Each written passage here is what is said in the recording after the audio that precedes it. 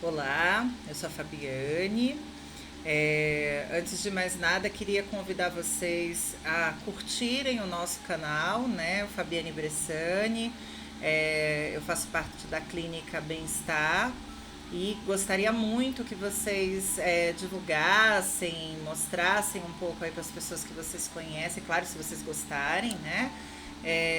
O intuito realmente é tentar ajudar um pouco, orientar, propor algumas reflexões que possam auxiliar as pessoas a viverem com melhor qualidade de vida, né? Hoje eu queria falar um pouquinho sobre um assunto que chamou bastante atenção ontem, né, nos noticiários, e as pessoas vêm comentando bastante, que é a respeito do comportamento do idoso desse momento de quarentena, né?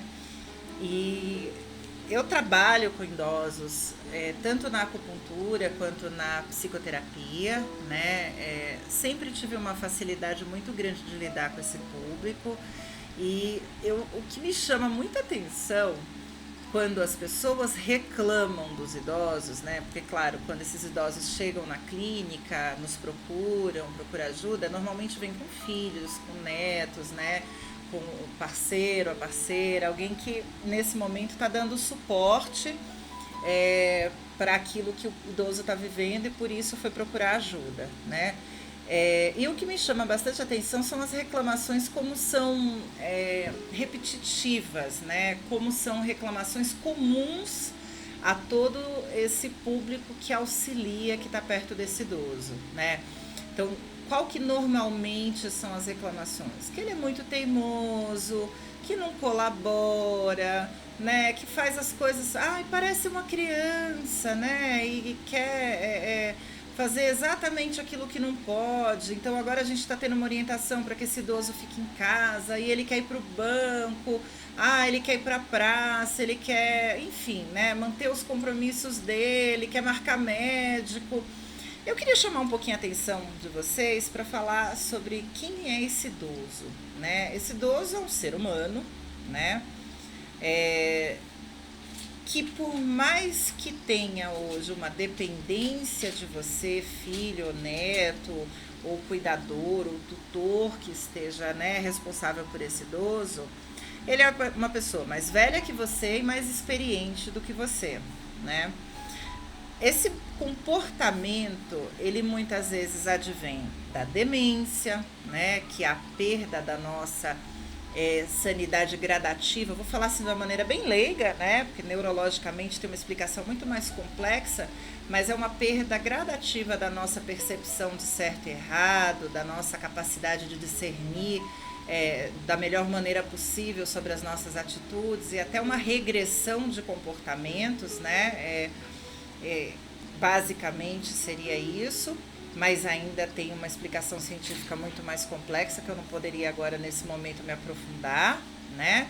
É, que pode também advir esse comportamento do uso das medicações que esse idoso está fazendo agora, do estresse que ele está vivendo por não poder seguir a rotina dele. Gente, quem não está estressado no dia de hoje, né? Desde aquela pessoa que está na linha de frente, trabalhando com os doentes, aos profissionais que estão mantendo suas atividades com os deliveries, o caminhoneiro, o pessoal de limpeza, o lixeiro, tanta gente, as pessoas que estão em casa, que estão preocupadas com o seu negócio, com o seu trabalho, os empresários, todo mundo está vivendo um momento de estresse muito grande, né? O idoso também está, né? Ele pode estar aposentado, ter tido uma mudança na rotina dele, no que diz respeito ao compromisso que ele tem social nessa questão mais econômica, mas ele também tem um estresse em ver a família mais dentro de casa, mandando nele, né, dando ordens, ele se sentindo contrariado na vontade dele de ir e vir, né? Nada muito parecido com o que nós mesmos estamos vivendo quando a gente vem lá, né, um governo que determina a quarentena se estendeu mais alguns dias, aí você fala, droga, eu queria voltar a trabalhar, não aguento mais ficar em casa, né? Então a gente também se sente contrariado como eles, né?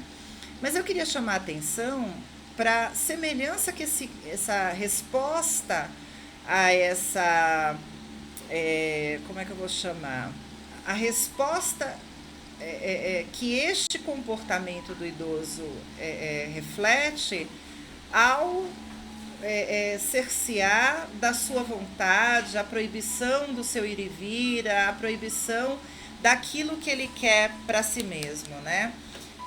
Vai lembrar bastante, gente, o comportamento do próprio da criança, né? Quando você fala não suba em cima do sofá, né? Só de começar com não, você já pode esperar que se você der as costas, ela vai subir em cima do sofá, né? Não, vou no mercado com você. Quando eu chegar no mercado, não me peça para comprar algo que não seja aquilo que a gente combinou. E aí chega no mercado, a primeira coisa que a criança fala, eu quero, né? Aquela coisa, e justamente era aquilo que não queria. Então, essa teimosia que vocês chamam tem muito a ver com uma coisa que a gente chama de disputa de poder, né? E o idoso ele vai trazer esse comportamento a partir do momento em que ele começa a exercer uma dependência, né, dos outros. E isso vai se agravando com o passar do tempo, né? Então, quanto mais idoso, mais essa disputa acontece, né? Então, mãe, tá na hora de tomar banho. Não quero, não, mas mãe, precisa tomar banho, não vou. E aí você olha para aquela pessoa, você vê o adulto, mas não entende que por trás daquele adulto já existe o retorno de alguns comportamentos que são infantis, né? Que tem a ver com aquele momento de disputa de poder que a criança tinha, né? Que você viveu quando filho ou quando neto com este adulto agora que é idoso. Então, qual que é a minha dica para lidar com essas pessoas nesse momento? Primeiro, reforçando, lembra que essa pessoa ela é mais velha e mais experiente que você, né? Então, antes de qualquer coisa, o respeito, né? A idade, a experiência e a dignidade dessa pessoa. Não passe por cima dele, né? Não tente criar um elo com ele de autoridade, né? Não tente exacerbar o seu controle de forma a ser desrespeitoso, porque é a mesma situação de um pai e mãe que para conseguir um resultado ou bate ou grita, não vai resolver, não vai fazer bem, não vai fazer com que você tenha esse retorno positivo que você vai estar procurando, né?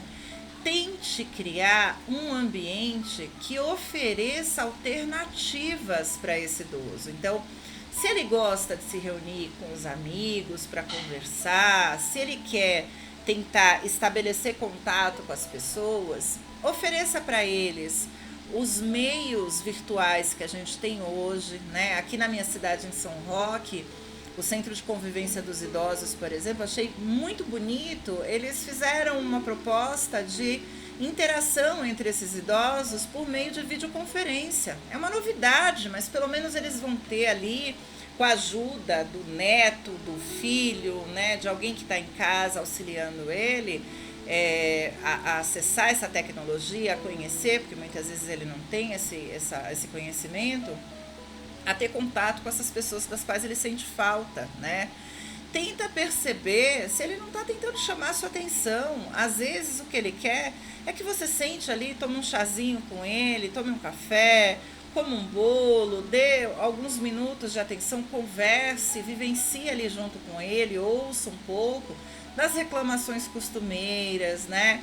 Da lamentação que ele possa ter a trazer para você, ou de um bate-papo gostoso, né, de lembranças, de memória, de algo que ele possa vir e sempre tem algo a acrescentar para a gente, né?